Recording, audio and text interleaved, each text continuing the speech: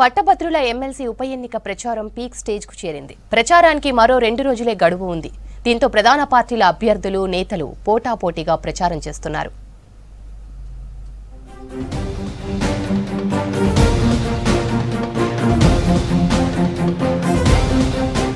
ఉమ్మడి నల్గొండ, ఖమ్మం, వరంగల్ జిల్లాల పట్టభద్రుల ఎమ్మెల్సీ ఉప ఎన్నిక ఈ నెల 27న జరగనుంది. పల్లా రాజేశ్వర్ రెడ్డి రాజీనామాతో ఈ ఎన్నిక జరుగుతోంది.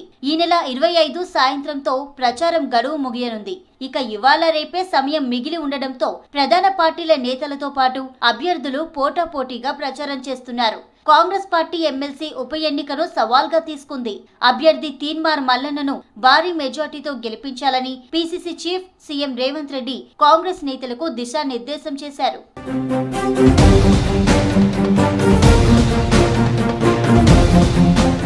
అధికారంలోకి వచ్చిన 3 నెలల్లోనే 30,000 ఉద్యోగాలు భర్తీ చేసింది కాంగ్రెస్ ప్రభుత్వం.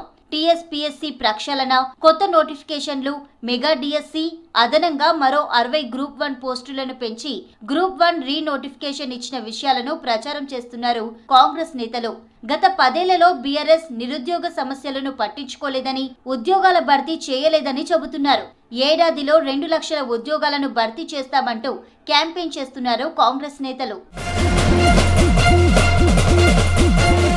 కాంగ్రెస్ అభ్యర్థి తీన్మార్ మల్లన్న ఇప్పటికే ఒక దఫా ఎన్నికల ప్రచారం ముగించారు. లాస్ట్ 2 రోజులు మరోసారి నియోజకవర్గంలో ప్రచారం చేయనున్నారు. మల్లన్న గెలుపు కోసం కాంగ్రెస్ నేతలు ఇన్ఛార్జీలుగా ఉండి పనిచేస్తున్నారు. ఒక్కొక్క జిల్లాకు ఒక్కొక్క మంత్రి ఇన్ఛార్జిగా ఉన్నారు.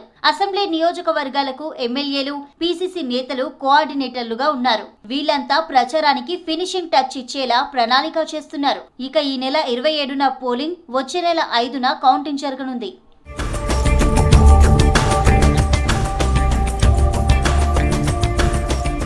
ఇక బీఆర్ఎస్ నుంచి రాకేష్ రెడ్డి, బీజేపీ నుంచి ప్రేమేందర్ రెడ్డి అభ్యర్థులుగా ఉన్నారు.